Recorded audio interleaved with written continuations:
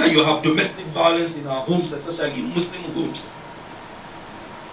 Husbands beating the life out of their wives. It's very sad. On my walks around America, I was told of a man who jailed his wife. A Muslim man who jailed his wife. Why did he jail her?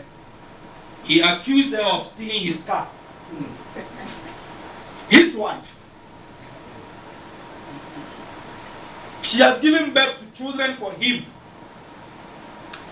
And then she took his car for some errands, and then he reported her to the police for theft. She stole his car. You people in America, you have a lot of strange things here.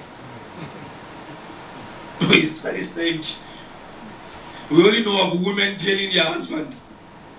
But I've come to hear something new. Husbands jailing their wives.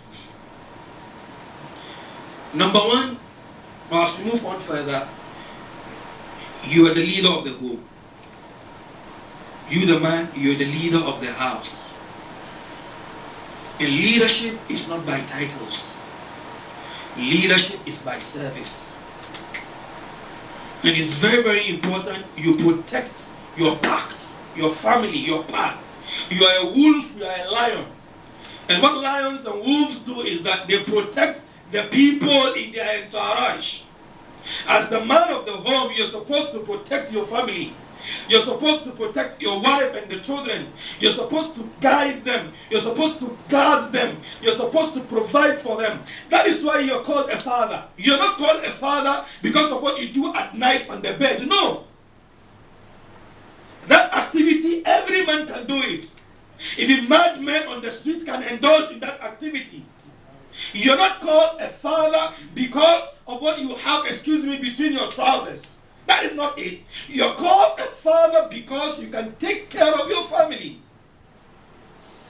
You're called a father because your wife can look at you and then she will say, Alhamdulillah for having such a man.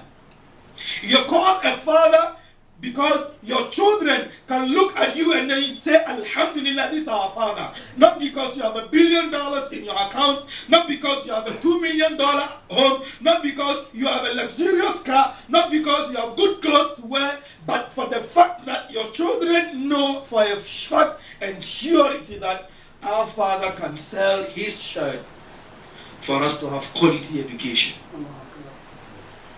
Our father can go hungry for us to have a full stomach. Our father can sleep on the streets for us to have a good life and good education. If all your hustling is not reflective in your family, then I'm sorry, I don't know why in America you're hustling. If all the hours that you click, the 8-hour-a-day jobs, the 10-hour-a-day jobs, the 16-hour-a-day jobs that you do, it's not reflective in the life of your children, it's not reflective in the life of your wife, it's not reflective in your home. There's a difference between a house and a home. A house is the building, the structure. A home is what goes on in there. What kind of people are in there? That is why it's called a home. And you are responsible for that. You the man. That is why you're called a man. That is why most of the legislations and injunctions in Islam is directed towards you. Because you are the shepherd, you are the guide, you are supposed to lead them.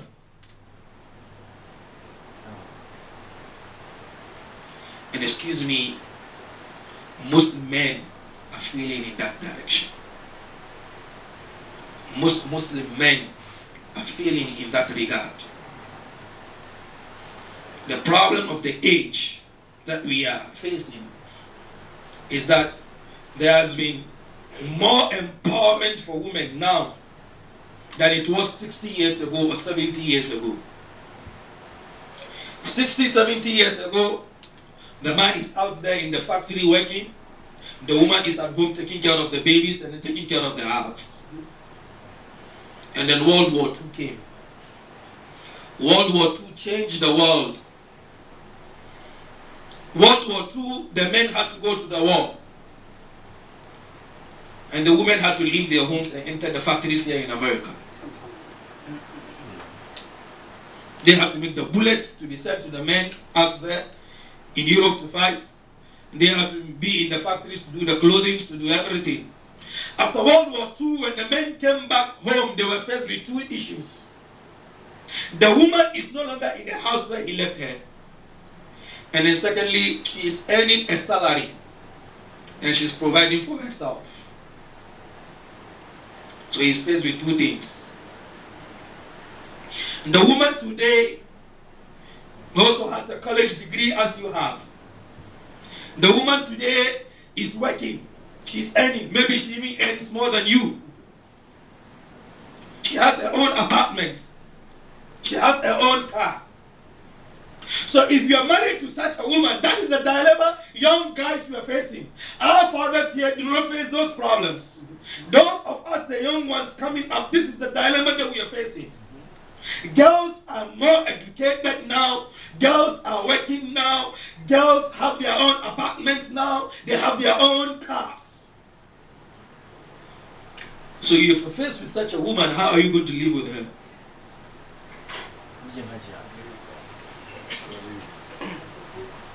If you talk about food, she has a refrigerator of her own. I'll buy you clothes. She tells you I wear Dolce & Gabbana and Christian Dior. You tell her I'll buy a car for you. She tells you I drive the latest Tesla. I went to Los Angeles and I saw Tesla. And they said this is an electric car. It doesn't use fuel. I said, Allahu Akbar. I'll give you an apartment. You are living in a $1,500 apartment. She lives in a $2,000 apartment.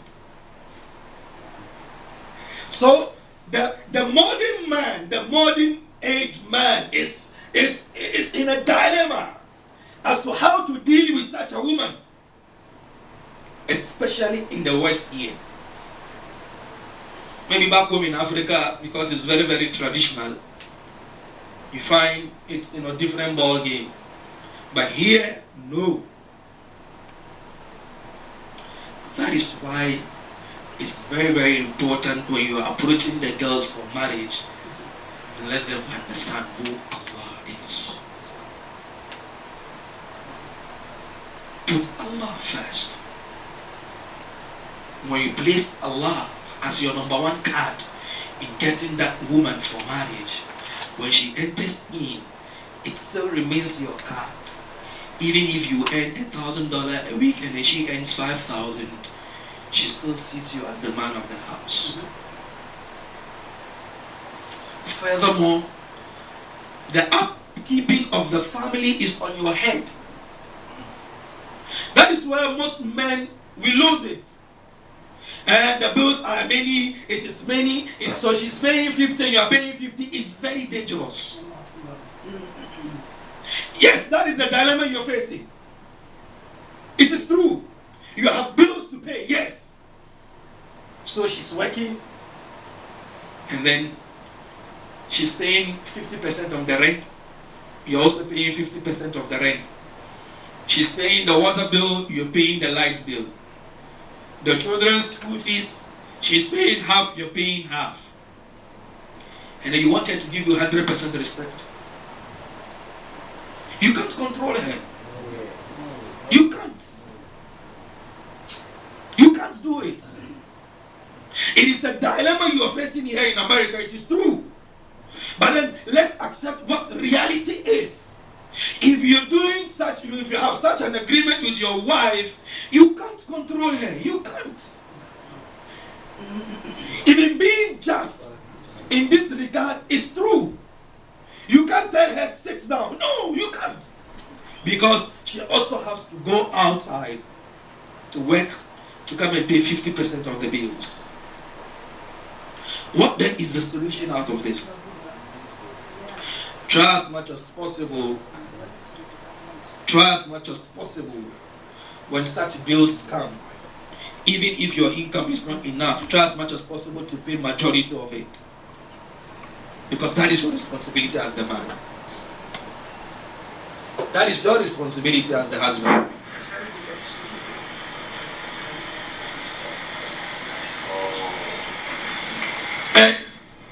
as much as possible, try as much as possible to have that mentality.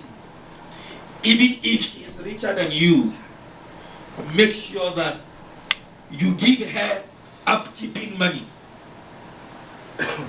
It's very important. As we say, upkeeping money. Do it. Because not all of us are rich. And not all of us have that thousands of dollars in our pockets. But then when you take care of your responsibility as a husband in the house, if you take care of your responsibility as the husband in the house, wallahi, your wife will respect you. You have peace in your home. You will have the necessary things as a family to develop. But then if you don't take care of your responsibility as a man in the house, don't expect them to give you 100% obedience. You don't deserve it. Let's be very blunt and straightforward to ourselves, because most of the issues that we are facing in the marriages stem out from us husbands.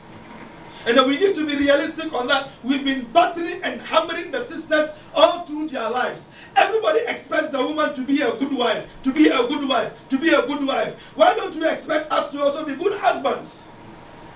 We need to be good husbands. The right hand washes the left hand, and the left hand washes the right hand. So let's be good husbands.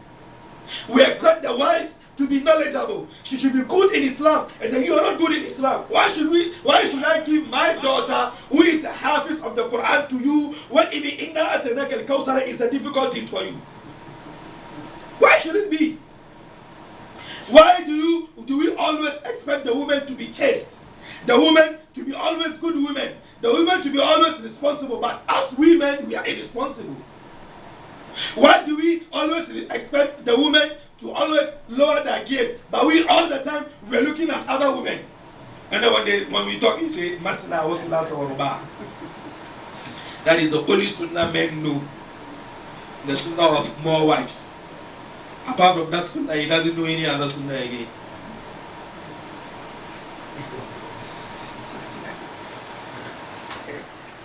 So please bear with me. I'm being hard on us men today, but we must be hard on men. Because when men are straightforward, wallahi, our society is going to be straight, is going to be right. But when the men are not right, the society has nobody to protect it, the society has nobody to lead it. We are the leaders of our society. We are the guardians of our society. We need to be straightforward men. Furthermore, as men, in taking care of our wives and then getting a sound home, let's be good men on bed. It's very important. Sometimes all this gossip you hear in marriages, the man and the woman, it's just that Qiyamul Layl is not good. Tahajjud, he doesn't do well. And she won't respect you. That's the truth. You think women don't gossip about marital relations and intimacy? The same way women sit down and then talk about all kinds of positions and all kinds of sexual enhancing drugs, taking Viagra and the stuff, they also do it because they also have feelings. So please, be very, very mindful of that. And then let me tell you, if you're not satisfying your wife in bed the way it should happen, if you're not careful, you open the door of fahsha for her. If the Almighty Allah doesn't protect her, then she's not a good woman. Wallahi, you open the doors of fahsha for her. So young man, you're looking at my face, like that. Wallahi, hit the road, jog, get into the gym, boost up your testosterone, boost them up, because it is her right over you. Sometimes it is a taboo within Muslim circles, we don't mention it. And then it is killing marriages. It is killing marriages. We are faced with problems. A wife will report your husband to you, and then she can't tell you what the problem is. Because she's shy. Me, I no longer want to continue with the marriage. What is the problem? She can't say it. Because if she says it, she exposes you. She just wants to leave the marriage. Young men in their 20s and 30s taking Viagra. Why? Why? What for?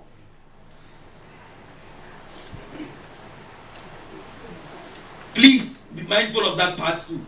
As husbands, as men. We don't have much time. Let's come to issues concerning children and children upbringing. Especially on the men. Today I'm not going to talk anything about the women, about their responsibilities. So we've been hearing it years and years. It's now time for us men to know our responsibilities when it comes to marriage. You see that baby that is coming in or is already there. Number one, it is your responsibility.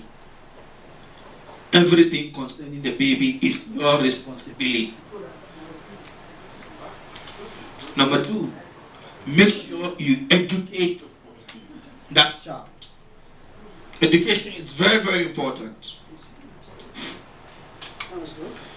This engineer, where were you when we were suffering? Sorry. Thank you. I want to leave us with 3 key ingredients for a successful child upbringing. Number one, create an Islamic atmosphere in your home. It's very important. You can have a small musalla in the living room. Designate that place as a sacred place in your home for special ibadah. Designate that place for tahajjud with your family. Designate that place for the recital of the Quran. If as a family you can meet 3 times a week to read verses of the Quran, even if it is for 30 minutes. You, the father, begin reading, the mother reads, and then the children also read. You can have a halaqah in your home where you begin from Surah Al-Baqarah reading to Surah Al-Nas. Or if you cannot read the Arabic version of the Quran, you can have an English one or even a hadith where you can read, pick 40 hadiths of Imam al-Nawawi. 1 hadith a week. Pick it. Read the English one. If there are more interpretation, because there are more books that have been written on that, read them on further. Or you can come to my father Sheikh and then he explains the hadith to you, and then you go back home to your family and then you teach them that. A family that reads the Quran together stays longer together. You always have barakah in your home. So number one, create an Islamic atmosphere in your house. If you have that Islamic atmosphere in your house, you don't care when your children go outside. You are not afraid. You are not scared. You know why? Because you've inculcated in them an Islamic way of life. That is number one. Number two, teach your children contentment. Teach them to appreciate what they have. Teach them to appreciate what you've given them. Teach them not to look at what other people have. If you're always looking at what other people have, you wouldn't appreciate what you have. You will enter into stealing, you will enter into gambling, you will enter into drugs.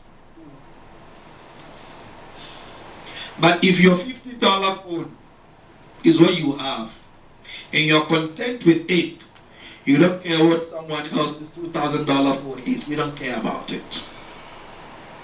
Umar ibn Abdul Aziz was in his office with his secretary of the treasury, and it was the eve of Eid. For example, this time tomorrow morning we have Eid, and then his children came in, and then they said, "Our father, tomorrow is Eid and we don't have clothes to wear for Eid." He checked in his pockets, there was no money. Amir al-Mu'minin. And there was no money. And then the secretary of the treasury said, Amir al-Mu'minin, we can lend you money. So that at the end of the month, when you take your salary, you pay us back. And then he told him, did you check Lawhil Mahfuz and see that I'll live up to next month? He said, no. He said, then leave your money. And then he turned to the children and then he told them, ليس العيد لمن لبس الجديد ولكن العيد من خاف الوعيد. Eid is not about wearing new clothes. Eid is about being conscious of your meeting with Almighty Allah. Teach your children contentment, especially in this world that we are living. In this city of New York, teach your children contentment. Let them appreciate the small that you have. The single room apartment that you're in or the 2-bedroom apartment that you're in, let them appreciate it. And don't let them look at what is happening in Manhattan, where people are paying $5,000 a month for a home.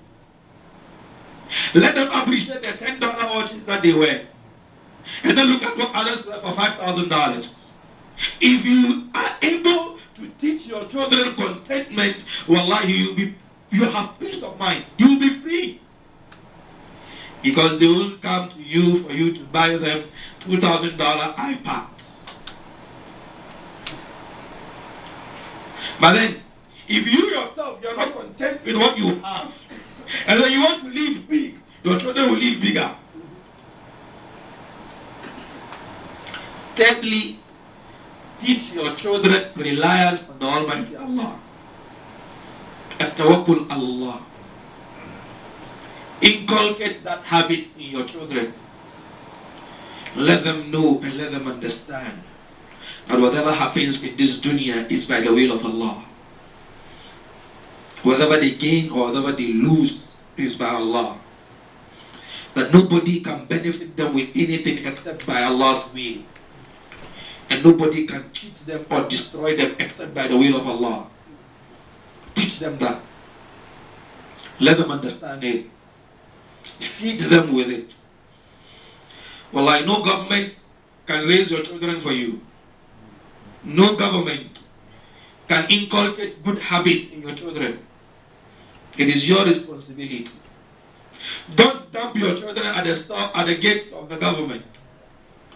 Government should feed them, clothe them, educate them. No. It is your responsibility. Do you know why you're supposed to do all these things? The Prophet Muhammad said, "Kullukum ra'i wa kullukum mas'ulun an ra'iyatihi." All of us are shepherds, and Almighty Allah will ask each and every one of us of the flock that you were given. What is going to be your answer on the day of Qiyamah? If your wife is going to Jahannam and then she's under you, and you had served Allah very well, you have been a good Muslim, but your wife's Islam is in tatters. All you are interested in is what happens in the bedroom. That's it. She cooks for you, she washes for you, she gives birth to your children. But then her salat, her siyam, you don't care. You don't care. You come to the mosque for Fajr, you don't wake your wife up, you don't wake your children up. You're a good Muslim. Salat doesn't miss you. Siyam, even Monday and Thursday fasting, you're good. You always do it. You give sadaqah. If the masjid needs anything, you are amongst the first people to donate. You are very good. But then your family is in tatters. How are you going to answer Allah on the day of Qiyamah? There is a hadith that I'm not sure of its authenticity. But the hadith says, if on the day of Qiyamah you come and then you've done all the good things, but then your wife is going to Jahannam, you will escort her to Jahannam for 500 years before you come back and go to your Al-Jannah.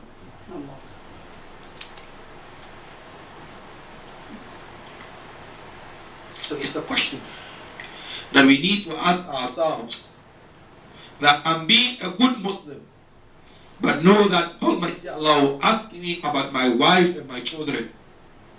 How well did I take care of them? And then finally, the Prophet Muhammad sallallahu alaihi wasallam said, this hadith this time is very, very authentic. He said, when you die, all your good deeds are cut off, except three things. Amongst the three things, he said, أَوَّلَدٌ صَالِحٌ يَدْعُو لَهُ, or a good child who remembers you of your death and then he prays for you.